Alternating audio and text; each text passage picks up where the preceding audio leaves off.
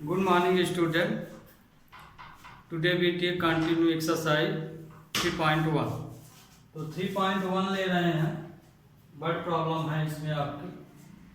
पहला प्रॉब्लम है a wheel make 360 revolution in 1 minute. एक जो है पहिया जो है, एक टायर जो है 360 रिवॉल्यूशन माने 360 बार वो घूमता है। कितनी बार? 360 बार। तो जैसे एक पहिया है तो ऐसी ना होती पहिया, तो ये पूरा जब एक राउंड ले लेगी तो वो 360 डिग्री का एंगल बनाएगी।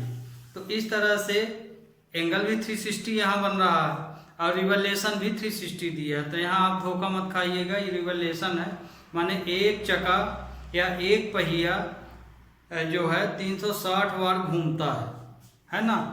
तो एक सेकंड में वो कितनी दूरी तय करेगा हमको ये बताना है। एक सेकंड में वो कितना चला जाएगा, मतलब ये कि हमें यहाँ पे 1 सेकंड में एंगल टर्नेड इन 1 सेकंड हमको बताना है कि 1 सेकंड में वो कितना एंगल बना लेगा। तो ये टर्नेड इन 1 सेकंड, 1 सेकंड का एंगल बताना है। तो 360 रिवॉल्यूशन तो टोटल इसमें दिया गया है। तो हियर गिवन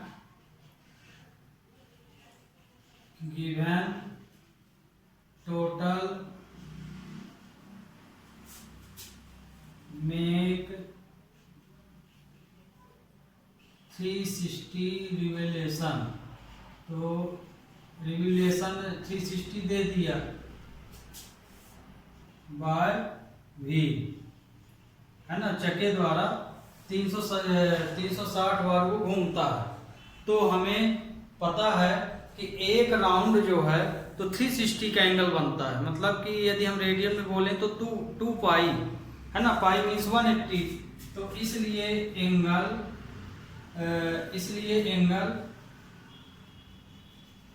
तो इसमें एंगल कितने का बनेगा? Angle rotate 1 revolution.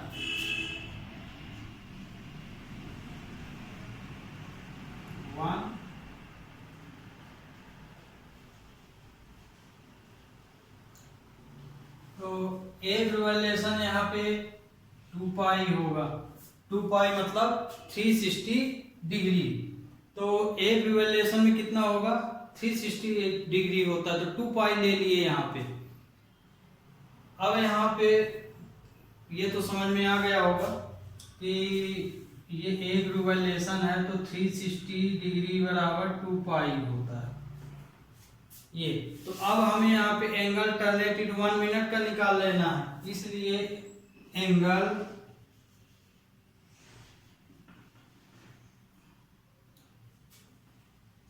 टर्नेड इन 1 मिनट। तो 1 मिनट का जब हम यहाँ निकालेंगे तो 360 का 2 पाई में क्या हो जाएगा? मल्टीप्लाई। अब इसका हम 1 से, ये 1 मिनट के लिए है तो 1 मिनट है तो 1 का यहाँ पे इंटू ये हो जाएगा। तो वही आंसर आएगा 360 इंटू 2 पाई। अब 1 सेकंड का निकाल लीजिए, एंगल टर्नेड इन 1 सेकंड।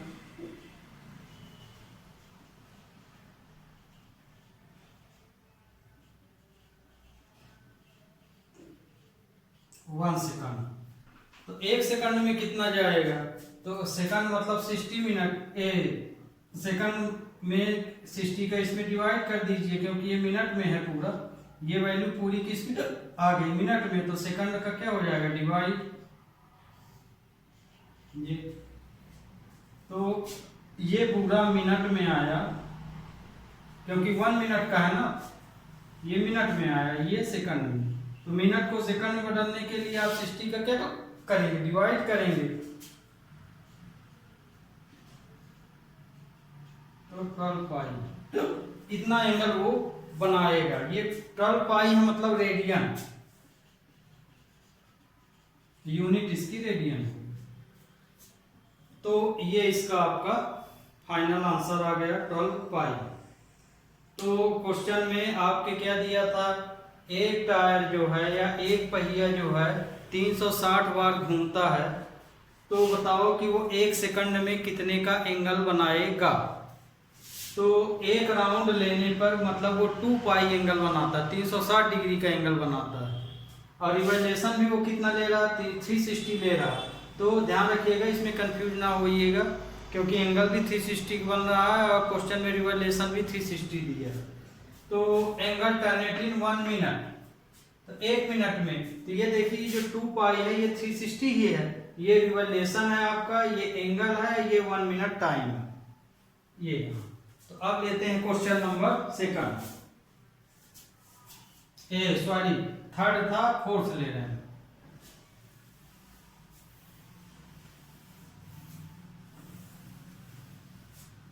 फोर्थ सेकंड में बोला है कि फाइंड द डिग्री, यहाँ आर है, measure of the angle subtend at centre of a circle radius 100 centimetre bye arc of length 22 centimetre. तो इसमें किससे रिलेटेड है, सर्किल से रिलेटेड है क्वेश्चन। क्वेश्चन में बोला गया है कि फाइंड डिग्री, माने हमें जो एंगल निकालना है वो डिग्री में निकालना चाहिए। Find the degree measure of angle subtend at the centre of a circle. तो आगे तो फिगर से समझ लीजिए इसको, ये एक सर्किल है, सर्किल दिया है क्वेश्चन, सर्किल का सेंटर मान लो हम को ले लिए। अब यहाँ पे लेंथ ऑफ अर्थ कितना दिया है, 22, रेडियस इसका दिया गया है 100, तो 100 मीटर इसका रेडियस है सेंटीमीटर। अब यहाँ से वो कितनी दूरी तय कर रहा है, 22 सेंटीमीटर। तो ये आपका आर्क दे दिया, लेंथ दे दिया 22 सेंटीमीटर, यहाँ तक पहुंचा। तो यहाँ से यहाँ तक, तो आर तो आपका 100 है, ये आपका थीटा है। और क्वेश्चन में बोला है कि पाई की जो वैल्यू होगी वो 22/7 यूज करना, 22/7। तो हमें एंगल निकालना है। तो क्वेश्चन में फिर से समझ लीजिए कि हमें एंगल फाइंड करना है। यदि किसी सर्किल का रेडियस 100 सेंटीमीटर है और लेंथ ऑफ आर्क जो है वो 22 सेंटीमीटर हो, तो उस स्थिति में जो आर्क की लेंथ है वो यहाँ से कितने का एंगल बनेगा। माने इतना डिस्टेंस कर लिया तो एंगल ऑफ सबटेंड कितने का बनेगा, थीटा यहाँ निकालना। तो हियर गिवन थीटा हमें फाइंड करना है, और किसमें फाइंड करना है, डिग्री में। किसमें फाइंड करना है, डिग्री में। लेंथ दिया है, लेंथ ऑफ आर्क दिया है 22 सेंटीमीटर, रेडियस दिया है 100 सेंटीमीटर। तो फार्मूला क्या होता है, हेंस हम यहाँ आपको फार्मूला बताए थे, थीटा इक्वल टू L/R, या L equal to R into theta भी आप कह सकते हैं, क्योंकि अब इसको तो कई प्रकार से आप लिख सकते हैं। इसमें ये वैल्यू रख दीजिए, तो थीटा इक्वल टू हो जाएगा 22/100, ये आया। अब हमें ये अभी रेडियन में दिया गया है, ये किस में दिया गया है, रेडियन में। इसको हमें डिग्री में बदलना है। तो डिग्री में बदलने के लिए हमने आपको क्या, कितने का मल्टीप्लाई करना पड़ता है, 180/पाई। यदि डिग्री में चेंज कर रहे हैं तो ध्यान रखिएगा कि हमें 180/पाई का इसमें मल्टीप्लाई करना पड़ेगा। तो इसमें हम 180/पाई का मल्टीप्लाई कर देते हैं, तो थीटा इक्वल टू 22/100 180/पाई। फिर पाई की वैल्यू क्या बोला है, 22/7 यूज कीजिए। तो थीटा इक्वल टू 22/100 180/22/7, ये 7 ऊपर हो जाएगा। तो 22/100 इंटू 180/22 इंटू 7। अब इसको हम काट पीट लें तो 22 से तो 22 कट जाएगा और 0 से 0 काट दिए। 10 को नहीं काटेंगे क्योंकि हमें डिग्री में बदलना है, कटने को कट जाएगा, है ना। लोवेस्ट टर्म में भी उत्तर आ जाता है, पर 10 का डिवाइड सरल होता है, इसलिए 10 हम बचा ले रहे हैं। तो इसका आया 126/10, है ना। इतने का तो हम मल्टीप्लाई कर लिए, तो रेडियंस ये डिग्री में यहाँ बदल गया, ध्यान रखिएगा। लेकिन डिग्री में हम बदल रहे हैं तो ध्यान रखिए कि पूरा पूरा आंसर लिखना पड़ेगा, फ्रैक्शन का नंबर नहीं चलेगा, है ना। क्लास 11 है तो मतलब कि पूरा पूरा आंसर लिखने का मतलब ये कि यहाँ आप डिग्री लीजिए, फिर y को मिनट लीजिए, फिर इसको सेकंड, इस फॉर्म में आपको आंसर लिखना है ना। x y z हम अपने से ले लिए हैं, पर लिखने का तरीका ये, पहले डिग्री, फिर मिनट, फिर सेकंड, है ना। जो भी आए, जब तक मतलब कि ये पूरा पूरा डिवाइड ना हो जाए तब तक यहाँ तक लिखना है। मान लीजिए लास्ट में नहीं होता है, रिमाइंडर बच ही रहा है, तो भी आपको उसमें 2 डिजिट लेके छोड़ देना है। तो अब हम इसका क्या करेंगे, इसको डिग्री में बदलने के लिए तो आगे तो हम इसको होल नंबर में लिखते हैं। तो होल नंबर में लिखने के लिए 126 का 10 में डिवाइड कर लीजिए, तो 1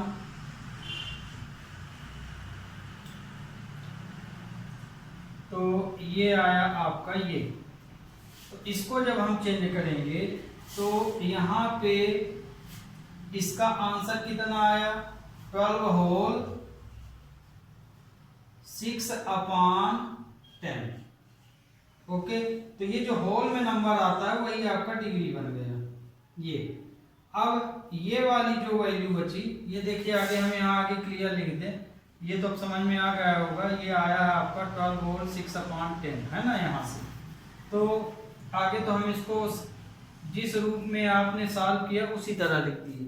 तो इसमें जो होल नंबर आता है वो डिग्री हो गया, बचा ये, तो फ्रैक्शन फिर से बचा है। तो इसमें हम तो जब आप डिग्री में चेंज कीजिए रेडियन को, तो हमेशा ध्यान रखिए कि होल नंबर में चेंज करते जाइए और फिर उसमें जो फ्रैक्शन नंबर बचे उसमें 60 का मल्टीप्लाई कर दीजिए। तो जैसे ये नंबर हमारा यहाँ बच गया है, तो अब हमें 12 डिग्री, इसमें हमें 60 का मल्टीप्लाई कर देना है।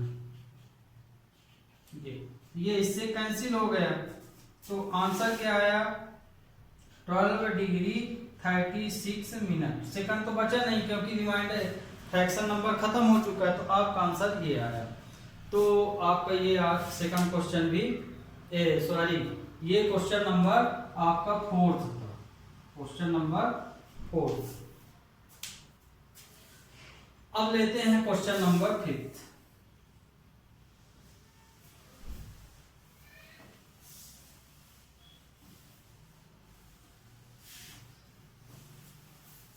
क्वेश्चन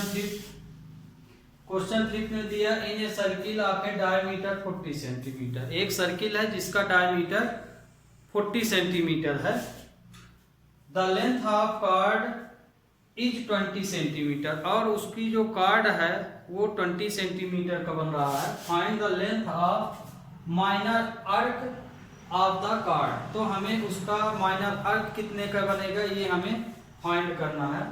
तो डायमीटर दिया है, मतलब कि कुल मिला के यदि हम चित्र खींचे, यहाँ पे चित्र बनाए इसका, तो एक सर्किल है, सर्किल का डायमीटर दे दिया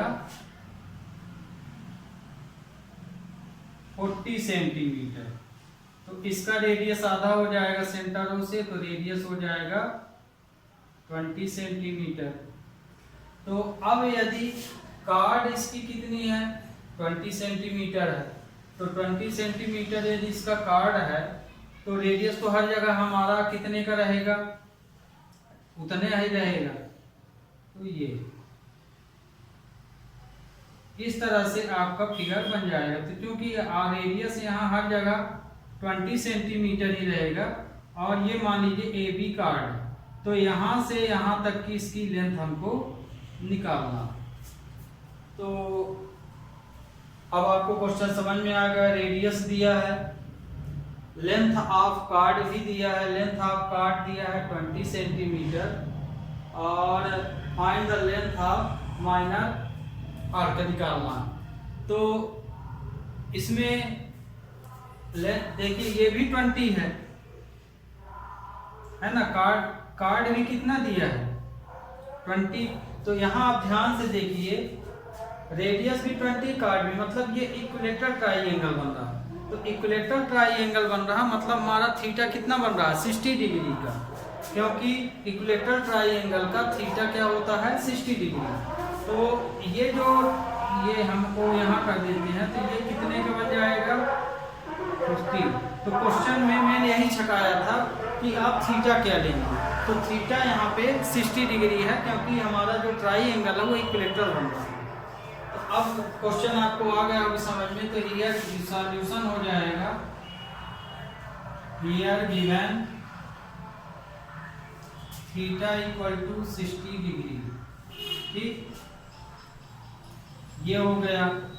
रेडियस डायमीटर दिया है, डायमीटर 40 सेंटीमीटर, इसलिए रेडियस हो जाएगा 20 सेंटीमीटर और length of card, length of card 20 centimetre. Card वाला काम आपका खत्म हो गया। कार्ड सिर्फ दिया था कि आप थीटा क्या बनाएंगे। तो अब यहाँ पे हम फार्मूला अप्लाई कर लें, L equal to theta upon R होता है। L equal to theta equal to L upon R होता है। अब यहाँ वैल्यू रख दीजिए। तो थीटा की वैल्यू है 60, लेंथ ऑफ आर्क हमको निकालना है, फाइंड क्या करना है, फाइंड L करना है। तो ये हमको निकालना है, रेडियस 20 दिया है ये। तो अब यहाँ पे हम इस लेंथ निकाल रहे हैं तो 20 इंटू 60 डिग्री आया। अब इसमें हमें पाई अपॉन 180 का क्या कर लेना है, मल्टीप्लाई, क्योंकि डिग्री है यहाँ पे। तो 20 equal to pi 60 into pi upon 180। अब इसको इन नंबरों को, क्योंकि ध्यान रखिएगा इसमें इसका मल्टीप्लाई इसलिए कर रहे हैं क्योंकि डिग्री का डायरेक्ट आप इसमें इंटू नहीं करेंगे, है ना, क्योंकि हमें लेंथ बताना है। यदि इसका आप मल्टीप्लाई कर देंगे वो डिग्री में कन्वर्ट हो जाएगा। तो इसलिए पाई अपॉन 180 यहाँ कर लीजिए। तो ये इससे कैंसिल हो गया, 2 9 3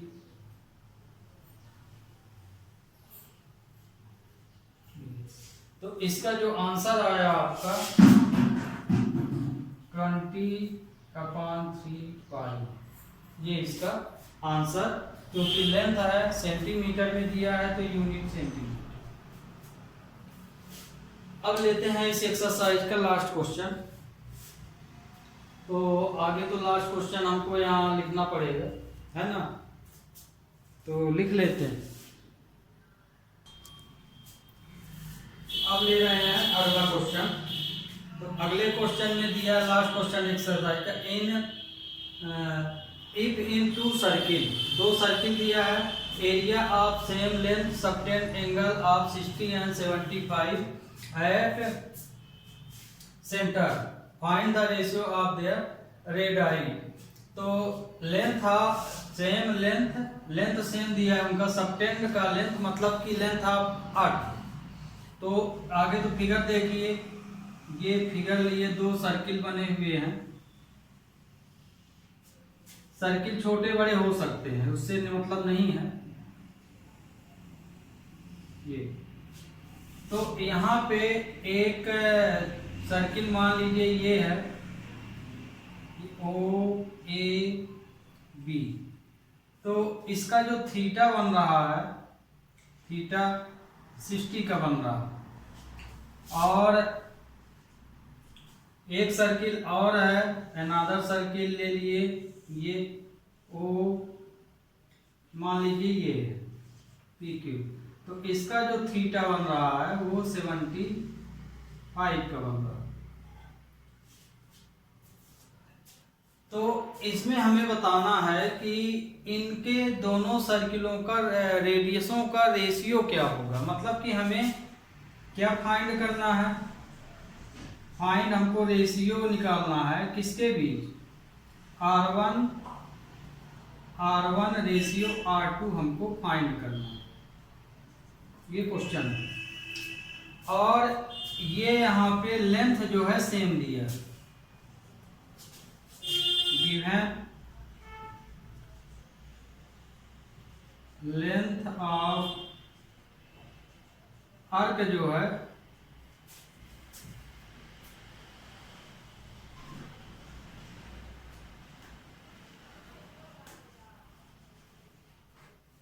इक्वल, तो मतलब कि दोनों में लेंथ, ये लेंथ ऑफ आर्क सेम है। तो अब यहां हम फार्मूला यूज करते हैं,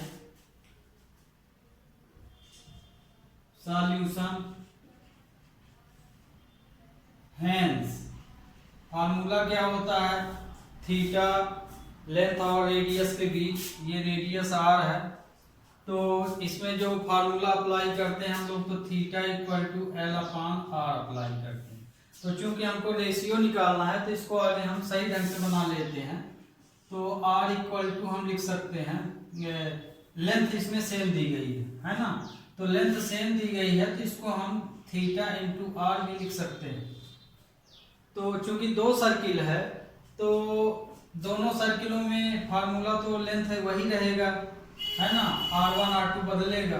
तो अब यहाँ हम क्वेश्चन के अनुसार लेते हैं, इफ आर कितना दिया है, आर नहीं दिया है, theta, if theta 1 equal to, दो थीटा है इसलिए एक में थीटा 1 इक्वल टू 60 ले लें, है ना, देन एल इक्वल टू आ जाएगा थ्री, और इसको हम रेडियस मान लिए, रेडियस दोनों में, एक में R1 ले लीजिए, एक में R2 ले लीजिए, तो ये हो जाएगा 60 डिग्री इंटू R1। तो चूंकि ये डिग्री है तो इसको हम रेडियन में लिखेंगे, तो पाई अपान 180 का मल्टीप्लाई कर लेंगे, तो ये आ जाएगा पाई अपान 180 R1, इनटू का साइन हम इस तरह लगा दे रहे हैं ये, तो आपका ये आया, ये आपका इक्वेशन नंबर 1 आ गया। इसी तरह से अब थीटा फिर से दूसरा ले लीजिए 75, इफ थीटा 2 इक्वल टू 75, तो लेंथ इक्वल टू क्या हो जाएगा 75 R2 हो जाएगा। अब इसमें पाई अपान 180 का मल्टीप्लाई कर लीजिए, तो 75 into pi upon 180 into R2 हो जाएगा, ये इक्वेशन सेकंड हो गया। तो चूंकि दोनों की लेंथ सेम है, लेंथ ऑफ आर्क है ना, लिखा है ना सेम लेंथ सबटेंड एंगल, तो ये वैल्यू आपस में इक्वल है, तो ये वैल्यू आपस में बराबर होगी। तो फ्रॉम इक्वेशन 1 एंड 2 वी है, तो हम ये वैल्यू इसके इक्वल लिख सकते हैं, तो 60 डिग्री इंटू, अब इसको देखिए हम 60 पाई अपान 180 लिखे दे रहे हैं, 60 pi upon 180 R1 equal to 75 degree 75 pi R2 upon 180, तो 180 से तो ये 180 कट गया।